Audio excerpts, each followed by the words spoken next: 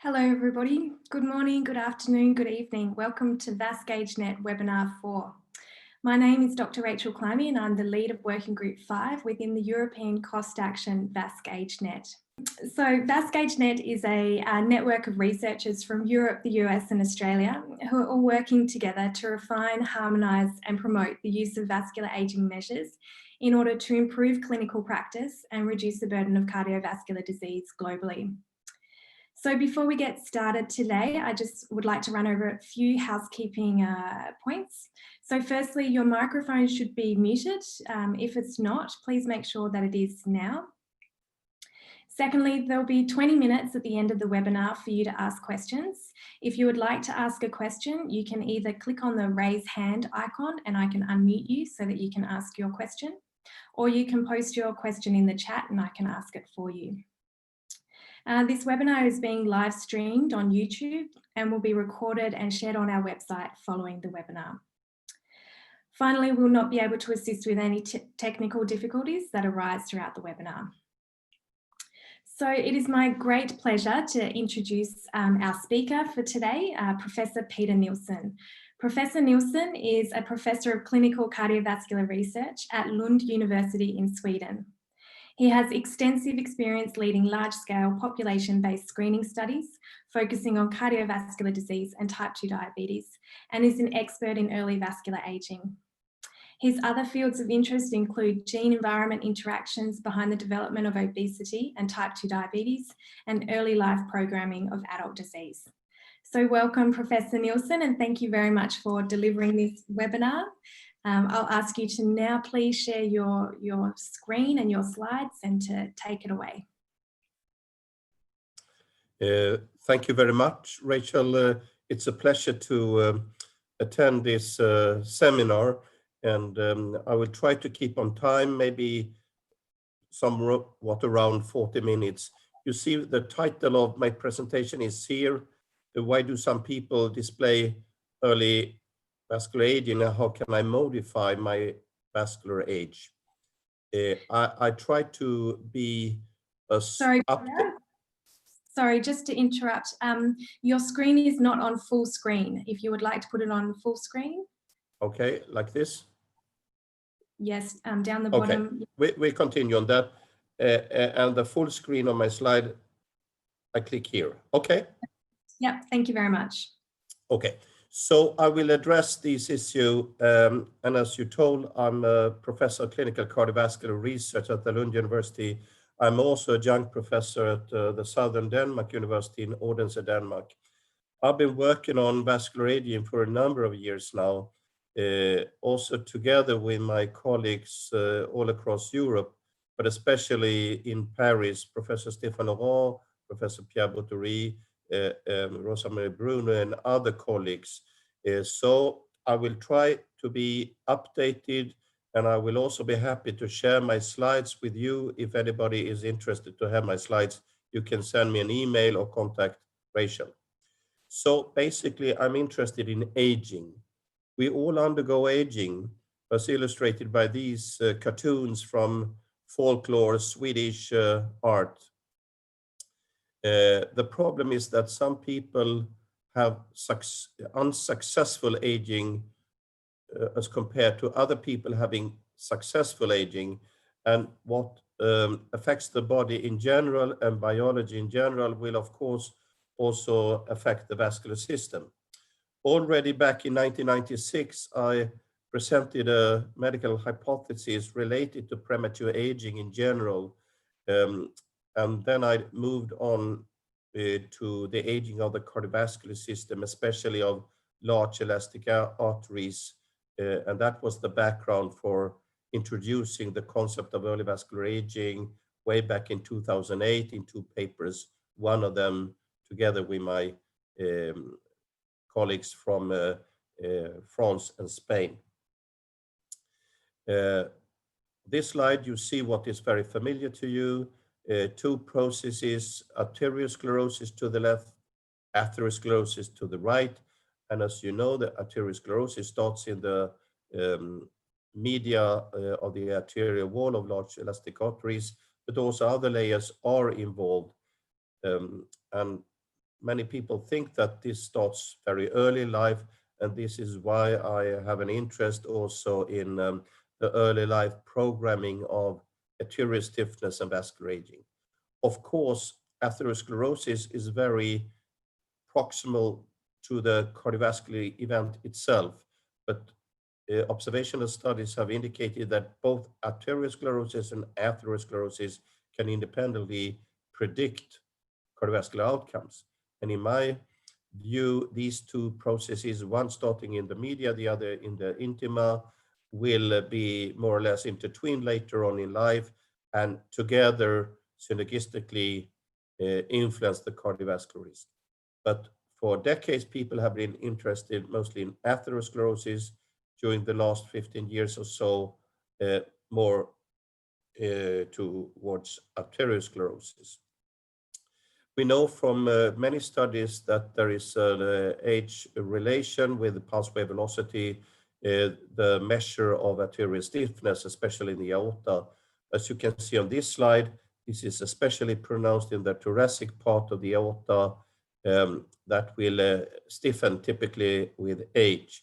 So we are interested to understand the background of this, how it works, who is affected, and what can be done about this. This concept of early vascular aging, it was also introduced by the Lancet Commission on Hypertension in 2016, a more developed view on this, as you can see in red, early vascular aging, then in blue, average life course, and in green, the ideal life course. And you see that very early in life, there is not much of a difference between the lines, but later on, they separate. And our mission is not to make people live forever, no, but to have normal people living their normal lives. And we can learn much from special populations of longevity. I will come back to that. So why do some people display early vascular aging? As we can measure it by different methods, especially the carotid femoral pulse wave velocity, the golden standard for aortic arterial stiffness, that is the hallmark of early vascular aging. Of course, there are genetics in the background. There are interesting differences according to ethnicity, early life programming, conditions for fetus and during the first year of life, shared family factors, adult lifestyle and culture modified by sex and gender, but also socioeconomic status during the life course, very important perspective, risk factor accumulation, many comorbidities, and finally, adverse physical exposures. For example, Professor Pierre Boutterie has studied this in relation to space medicine and the influence of weightlessness and radiation.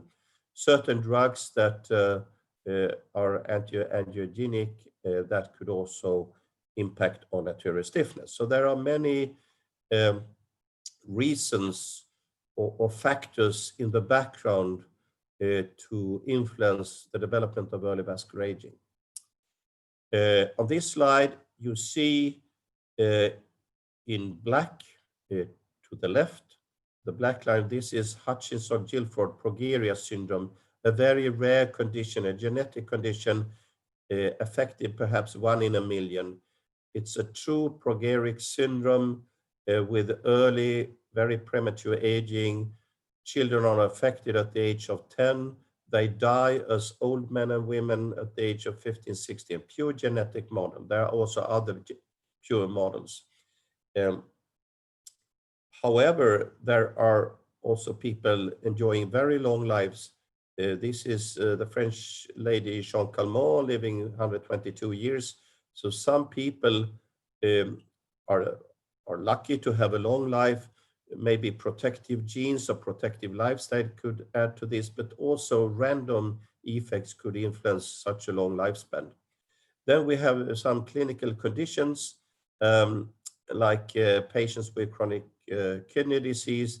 This is a model of increased cardiovascular risk, increased arterial stiffness, but not all are affected in the same way. And another perspective is to study these few individuals who escape the bad things. For example, patients with type 1 diabetes or chronic kidney disease with no complications. This is like a model for research, not only to look for the bad things, but also for protective factors.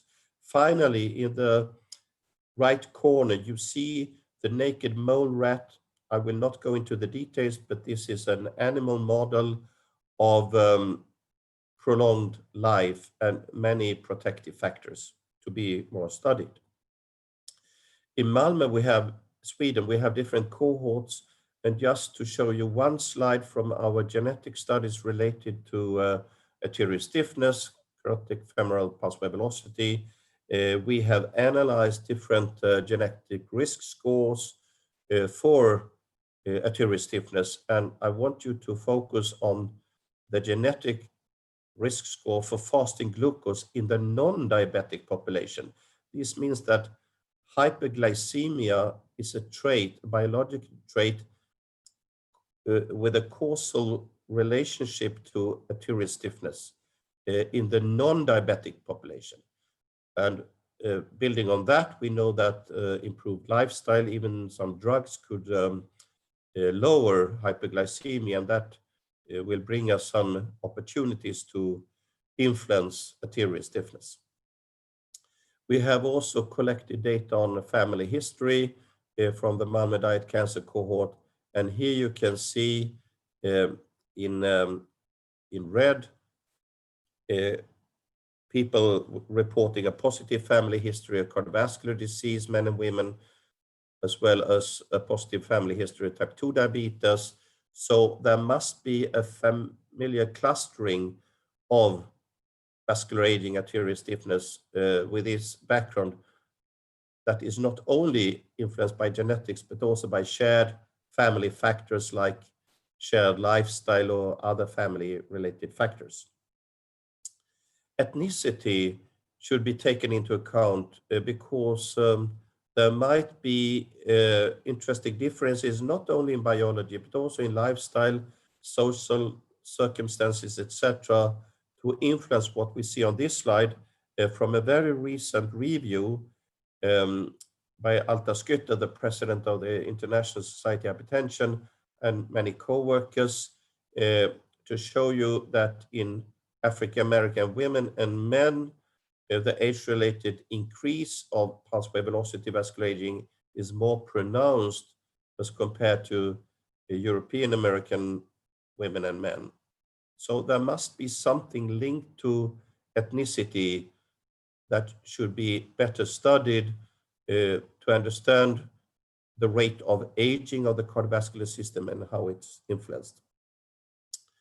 The authors summarize as this, that it's important to identify early vascular aging across ethnic groups and to learn from this when treatment is discussed. Some individuals have stiffer vessels than others and are at high cardiovascular risk. So we need more studies from all over the globe, from different populations, different ethnicities, because most of the studies so far are very restricted, limited according to ethnicity. So there is a need for more studies in many, many countries to evaluate the process of early vascular aging. However, also within the same ethnic group, like these Cameroonian pygmies, it has been shown that a change of lifestyle could impact on the rate of vascular aging, arterial stiffness.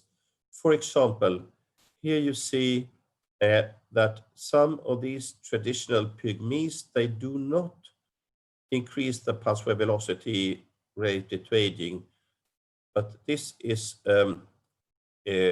the case for these individuals who move into the cities in black here and change their lifestyle.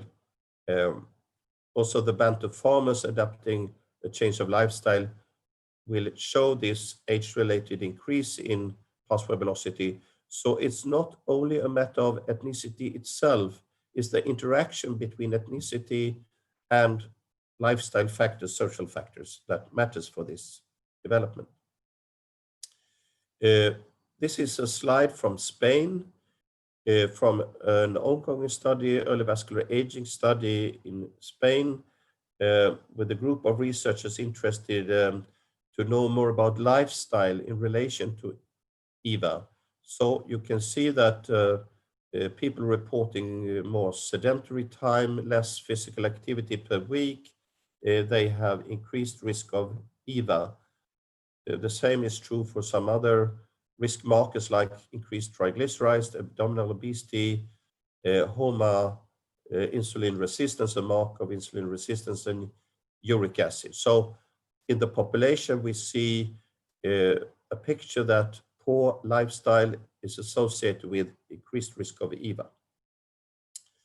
I would like to say a few words about gender differences. Everybody knows that cardiovascular risk is somewhat delayed in women compared to men, and that is probably caused by the protective influence of female sex hormones until the menopausal transition. Why is this so? Because there are not only biological factors explaining these, but also lifestyle and social factors, gender issues. And I would like to highlight this very recent review from the Lancet discussing sex and gender in relation to disease. So in green, you see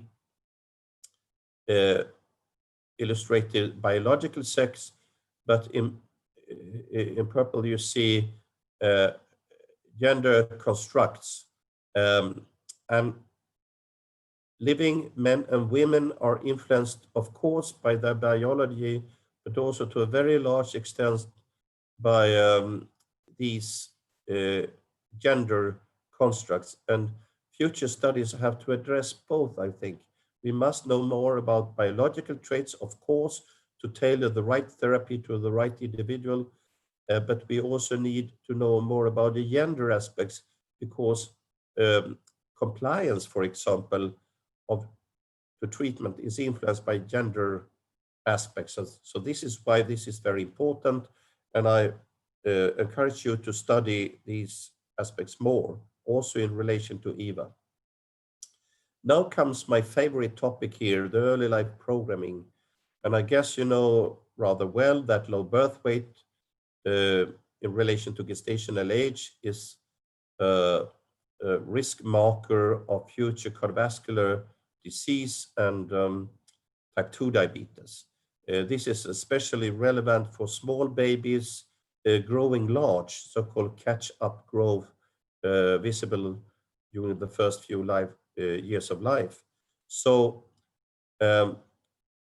many observational studies have evaluated these associations, and to me, it provides a very strong argument in favor of preventive maternal and child health care, also to prevent adult cardiovascular disease and type 2 diabetes.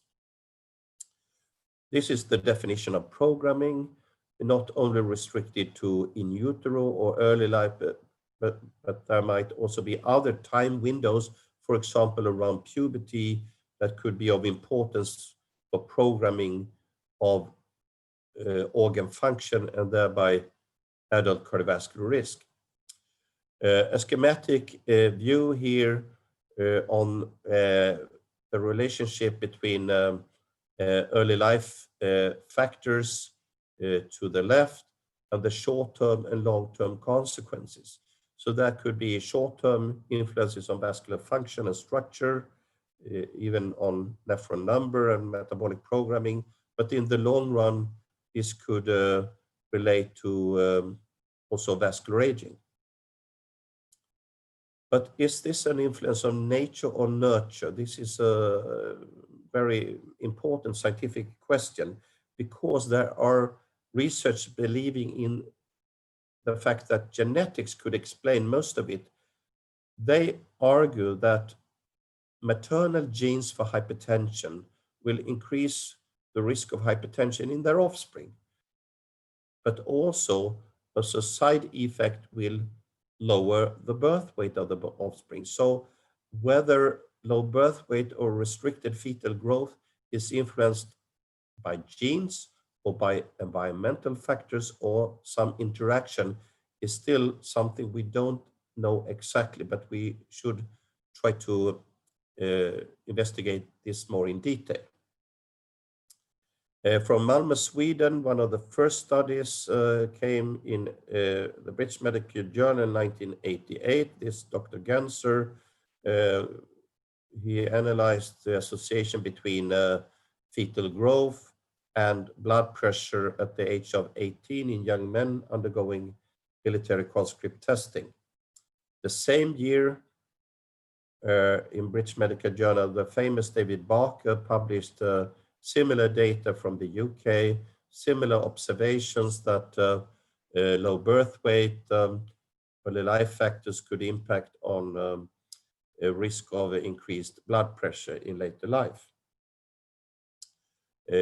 Personally, I was also involved in 1997, an early study linking the medical birth register of Sweden with the military conscript testing register, showing the inverse association between birth weight and systolic blood pressure. Of course, these differences between deciles is not very great, but in a very large sample, it's very clear picture, but only in boys. Prematurity is another factor to influence blood pressure levels, and everything that impacts on blood pressure levels will also impact on arterial structure and function. So there is, of course, a relationship between blood pressure regulation, hemodynamics, and the arterial structure and function. From Spain, Professor Empalorbe, we know that low birth weight is associated with increased augmentation index, another marker of changes in the central hemodynamics, also related to arterial stiffness, but in a more complex way than pulse wave velocity alone. This is a study from Austria, the Early Vascular Aging EVA study group, showing you that when babies are compared term appropriate for gestational age babies with term small for gestational age babies, there is a significant difference according to pulse wave velocity in adolescents during follow-up.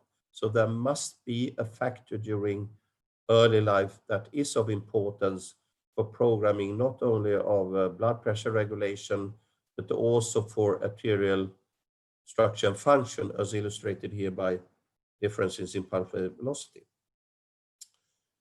I will not deal too much on the mechanism, but I encourage you to study this more, as it's very, very fascinating, and many study groups are trying to dig into this. One argument has been that the elastin content of the arterial wall is preformed during fetal life. So you can easily understand that if there are adverse conditions during fetal life, the growth in uteri is impaired, and thereby also the elastin content of the arterial wall. And as the elastin content will gradually decrease during the life course, it's very important how much you start with at birth. If you start with a lower elastin content, it will be more rapidly depleted as compared to somebody with a normal birth weight, normal fetal development, with a higher content of elastin in the arterial wall. Other people have been interested to investigate the sympathetic nervous system by micro urography. And it has been shown that during follow-up, the sympathetic nervous activation is more pronounced in subjects with a history of being small for gestational age, as seen on this slide, as compared to normal babies appropriate for gestational age birth weight. Also, preeclampsia is of importance as preeclampsia is a dangerous condition in pregnant women with high blood pressure, edema, proteinuria. You know it very well, and it will also affect pulse wave velocity.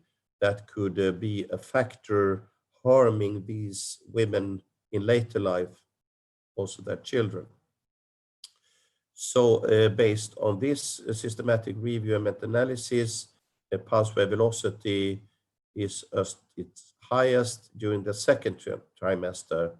And some people argue that the measurement of arterial stiffness could be added to the evaluation of pregnant women, especially with risk conditions, because it provides some interesting information also for the prediction of later overt preeclampsia. But it's not only early life and childhood. Here we see a study from adolescents and the development of pulse wave velocity in two groups. In red, the metabolically healthy children and adolescents, and in blue, the metabolically unhealthy children and adolescents. And you see that the fat gain, the increased obesity will impact on the more rapid increase of pulse wave velocity in these children. So later in life, they are probably at risk of cardiovascular disease based on this. It also provides an argument that such children and adolescents with obesity should be helped to improve their lifestyle to stop this development for further obesity. I discussed comorbidities, and this is a slide to show you that patients with chronic kidney disease stage 5, they have a more advanced biological age as compared to their chronological age. This is a model of premature aging in general, affecting all organs and the whole body. And of course, most of them also have signs of atherosclerosis, arterial stiffness, increased pulse velocity. But my interest, as I mentioned to you, is to focus not only on the bad things, but also in the few patients escaping stiffness, escaping atherosclerosis in spite of this condition. So we're trying to set up studies with focus on these escapers. Here is a study from Malmö to evaluate the non-hemodynamic predictors of arterial stiffness during a long-term follow-up. And in summary, it was shown that there are two clusters of factors. One cluster here in green are related to arterial stiffness, arteriosclerosis, pulse wave velocity, but some other factors, in our opinion, are more related to atherosclerosis. This is to show that there are two entities, arteriosclerosis, atherosclerosis, with different background patterns of risk factors. I also mentioned the influence of drugs. This is a beautiful study from France showing that by treatment using anti-angiogenic drugs, arterial stiffness will increase like a side effect. Why? Because that will decrease the influence of micro vessel function and thereby increasing stiffness. So what we call stiffness is also influenced by factors in the arterial adventitia, including these small vessels that can be stopped by anti-angiogenic drugs. Together with my friends in France and in Portugal, we have developed this concept further, not only EVA and healthy vascular aging, but also the supernova hypothesis that some people are protected in spite of a risk factor burden. And we try to study them more to learn more about protective factors. Here you can also see from the distribution that at the far left, we have a small group of people, supernova people, protected from vascular aging, arterial stiffness, in spite of the risk factor burden. Now in press is this publication when we have also tried to analyze the prediction of cardiovascular events in relation to these three categories, because it's very important to show that the supernova people are indeed protected from cardiovascular risk and events in the long term. And I've been told it's in press now in November in hypertension.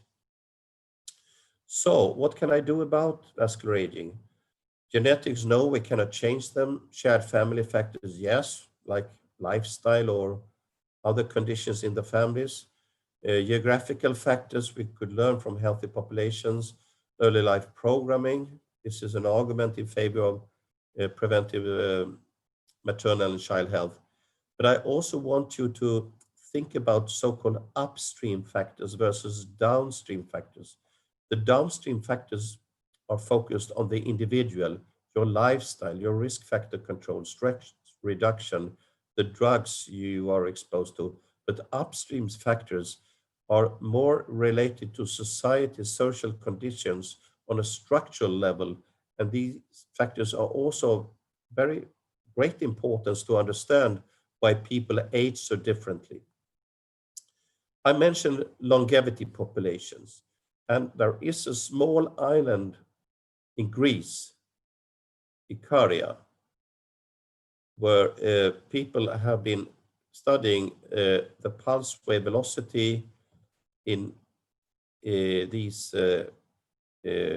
people in Ikaria in blue versus some control subjects here in red as reference population. I guess this is the influence of Mediterranean diet, a healthy lifestyle, the sunshine, but maybe also some genetic factors. So this is one model of longevity populations. Another model is in Japan. I've been in contact with Japanese colleagues to evaluate pulse wave velocity as measured by the brachial ankle pulse wave velocity method in the Nagano prefecture to your left versus the Wakayama prefecture to your right. The Nagano prefecture has now replaced Okinawa to have the most long-lived population, the most healthy population in Japan. Okinawa has declined because a US Air Force base there introduced Western lifestyle to a large extent. So the lifestyle habits in Okinawa have changed very much. The situation in Nagano is different, more like Scandinavian style of climate, cold winters. Winter Olympics were held there some years ago. And then we compared these two districts, prefectures. So you see that especially in the people aged 70 years and above, the pulse wave velocity in people from Nagano was lower as compared to the Wakayama people, indicating less pronounced vascular aging. This is especially true for people not reporting an intention to change lifestyle. They are more indifferent to their lifestyle. They don't care so much. The consequence is a higher rate of increased pulse wave velocity. So in a long-lived population, adopting healthy lifestyle, we see protection based on this comparison. Well, there are many ideas how to slow cardiovascular aging, like calorie restriction, eating an appropriate diet, Mediterranean diet, also to have a regular exercise, and according to calorie restriction, This has previously been shown to be the only method to increase lifespan in mammals, like in rodents, also in monkeys. In the United States, there are some dedicated people, some humans who adopt this, but there are no study results to show that they prolong their life. In fact, they slow down hormonal systems, so they live like in slow motion, some people joke. But nevertheless, they believe in calorie restriction. Hibernation, like some animals do, is also a way to conserve resources, much like calorie restriction. A slide to show you some of the effects of calorie restriction, metabolic adaptation, and of course also the vascular system is affected. The problem is, of course, that not everybody is willing to undergo calorie restriction, and it could even be dangerous if it will lead to starvation and famine. For example, now with COVID-19, we know that people who are obese, they are at risk, but also people who lose weight very rapidly, like they are in a negative metabolic condition, might risk the downregulation of T lymphocytes, and my opinion is that they also risk more COVID-19 infection. But people are interested because there is a hypothesis that calorie restriction can slow aging in general, and thereby also cardiovascular aging, still to be proven. Mediterranean diet has been tested in this randomized controlled trial for 12 months in the Netherlands. No, it was a European multi-center trial, and as you can see here, no effect on pulse wave velocity itself, but on augmentation index, favoring the ones who had a Mediterranean diet for 1 year. Also, physical exercise is of great importance, and the more you exercise, the exercise intensity, the more the pulse wave velocity will change to be reduced. Of course, this is a matter of motivation, also the capacity to do the exercise. It's easier for younger people, of course, as compared to elderly people. So there are many background factors to take into account too. In Austria, there is the EVA Tyrol study, ongoing study, with the intention to promote health, especially in young people, in adolescents, to counteract this vascular aging, EVA development.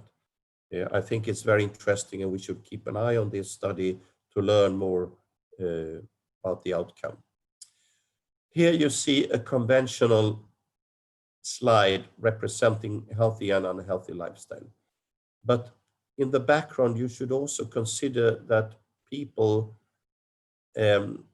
do have lifestyles as a consequence of background factors, social factors. I guess that the man to your left has more adverse social factors in the background as compared to the man to your right. There are many studies to show this, and it's so important to take this into consideration when we discuss rate of aging, including vascular aging, that people live different lives. The lifestyle choice is not only like a free choice, it's so much influenced by background social factors. For example, on this slide, you see the conventional message, what can be done to slow cardiovascular aging by healthy lifestyle, avoiding some bad things, and eventually also to take drugs if needed. But this is so individualistic. It's focused on the individual only. Of course, we should advise patients, we should advise people to adopt a healthy lifestyle. I fully support that. But in addition, we must remember that social background structure and social factors could play important roles. On this slide, you see from the Whitehall 2 prospective court study in London, civil servants, that background factors are of great importance when the development of pulse wave velocity across a few years is analyzed.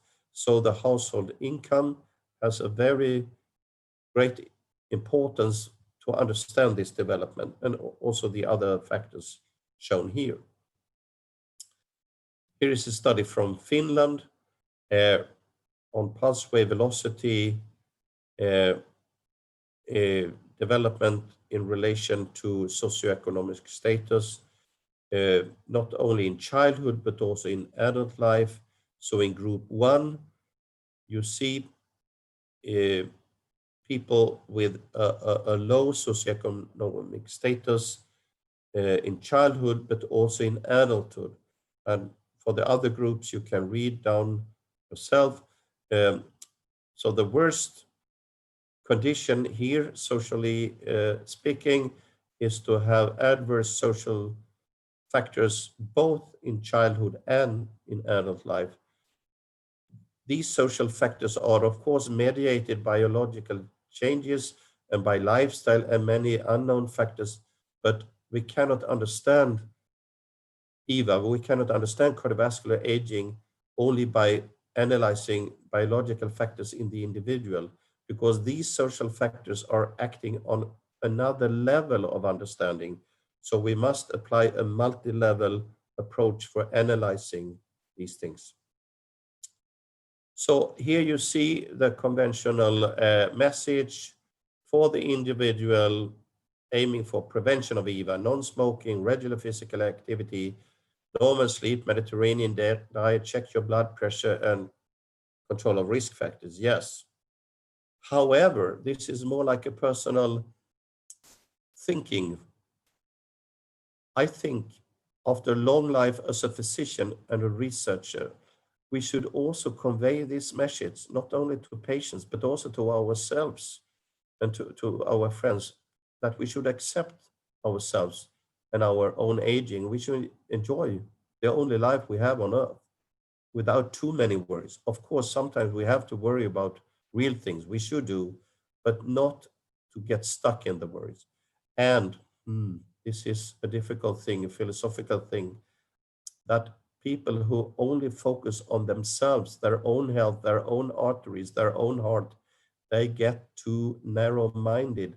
But other people trying to reach out to, for example, helping others or engaging themselves in a broader network, they feel better, and their system, biological system, I think, is also in a better shape. So in summary, I told you about risk factors of EVA with genetic predisposition, adverse early life programming, unhealthy lifestyle, poor socioeconomic conditions, and exposure to burden of risk factors and comorbidities.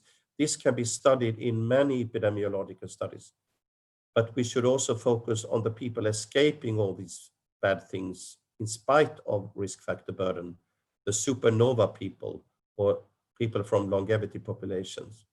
The general advice for risk factor control and healthy lifestyle, as I have told you,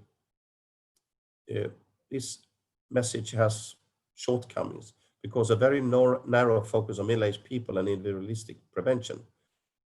And this is my final statement here, that the perspective on upstream factors may include preventive maternal and child health, social reform, and gender equity to normalize cardiovascular aging within a life course perspective. Thank you very much. Thank you, Professor Nilsson, for this very interesting talk. I really enjoyed your philosophical advice that you provided there. So if anyone has any questions for Professor Nilsson, please post them in the chat box now, or you can raise your hand and I can unmute you so that you can ask your question. While people are gathering their thoughts and putting some questions together. I do have some that were emailed through earlier that I'll present to you now. So one question was, how can clinicians translate the use of indices such as vascular aging index together with risk prediction to make it easy for middle-aged patients to see and readily accept these markers of vascular aging as an accurate diagnosis, especially when trying to implement lifestyle changes? Well, we know very well that people are very interested in everything we measure. We can talk with people, but if we can add any kind of measurements, they get even more interested.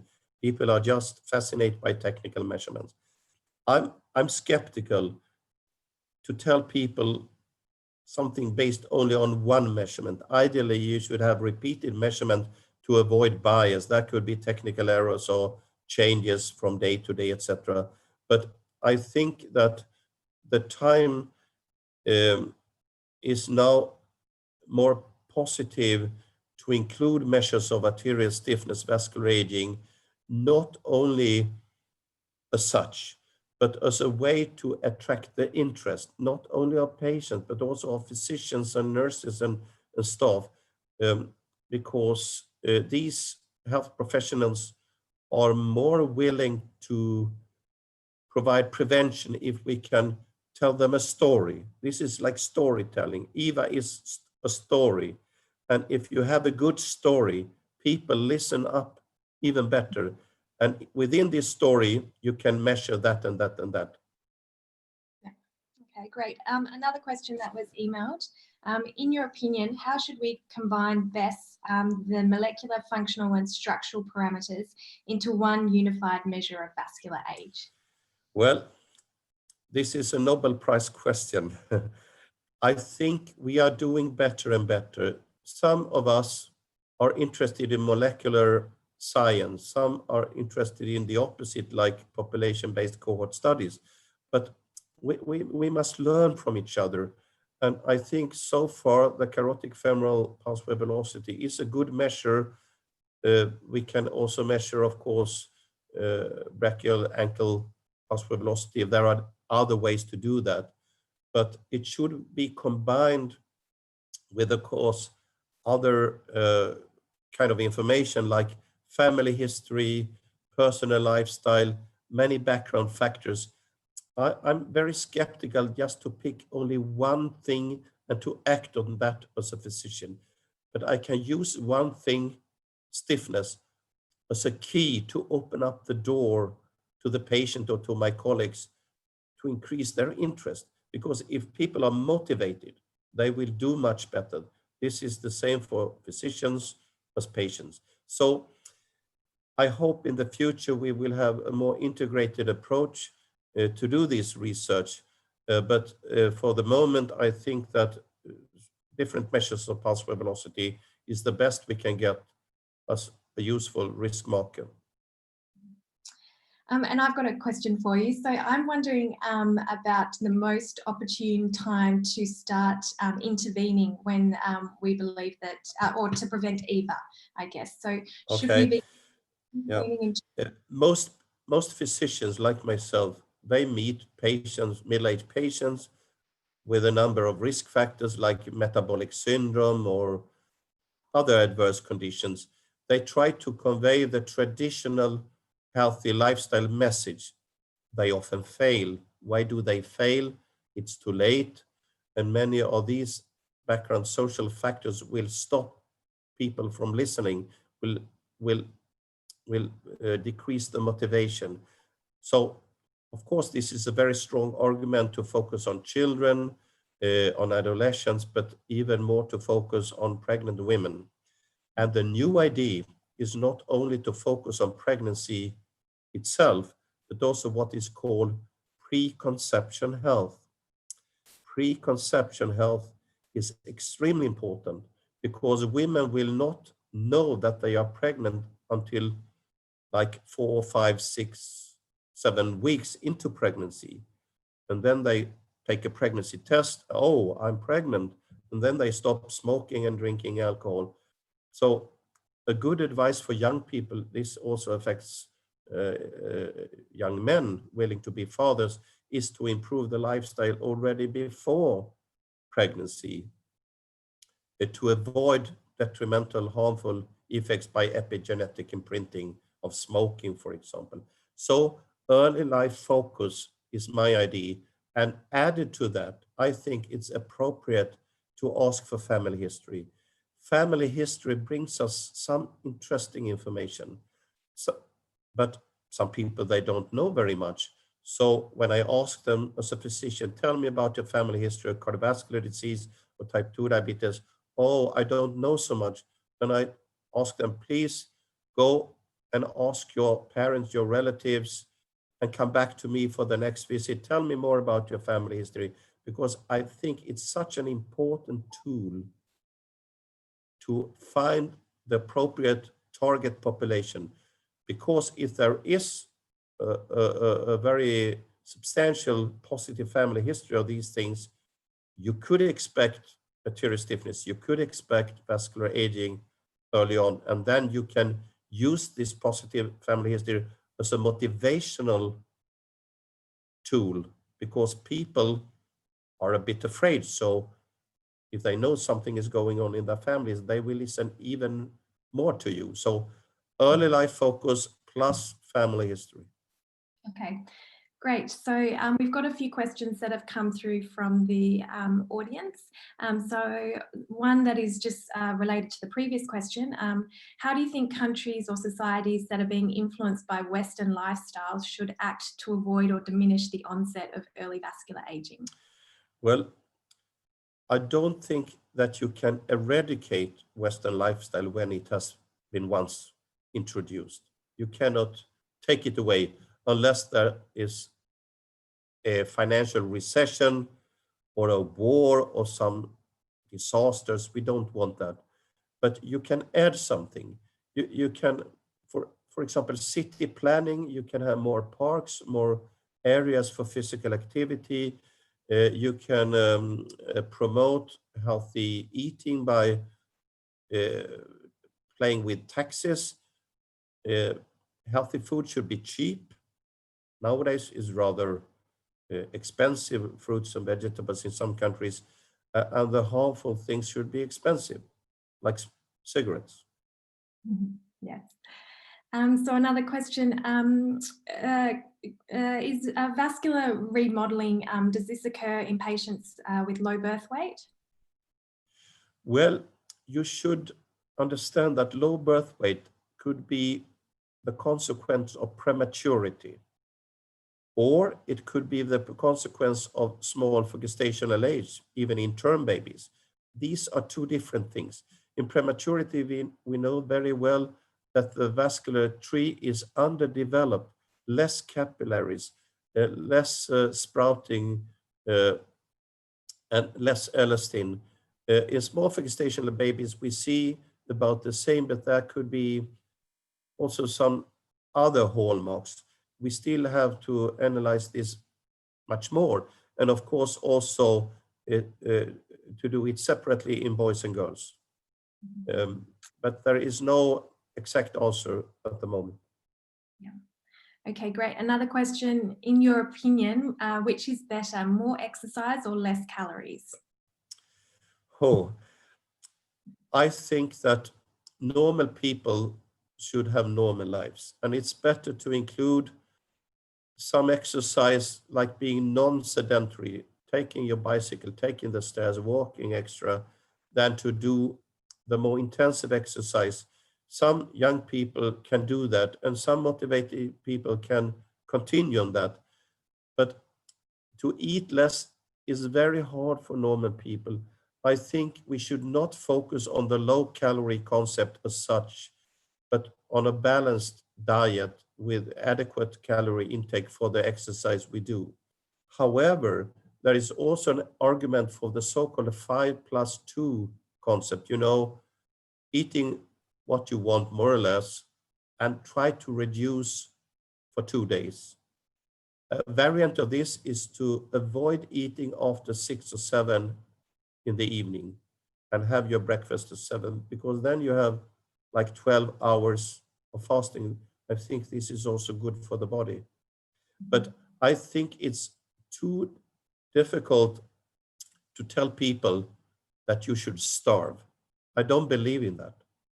I believe in enjoying your life, enjoying your food, having a balanced diet, and do some exercise. It's much better. Yes, it's much more enjoyable. So another question, how important is it to measure pulse wave velocity from central arteries for early stage screening of either, other than the carotid to femoral as a whole? Well, this is a technical question. I think that all around the world, there are different traditions to measure arterial stiffness. In Japan and in France and in Sweden, people prefer different devices. But whatever you do to measure, please repeat it, because single measurements will not be enough. You should try to have repeated measurements, whatever your method is, and then to use that in a dialogue with the people. Of course, on the one hand, we want to push research to find the best device, the best methods, and the best understanding.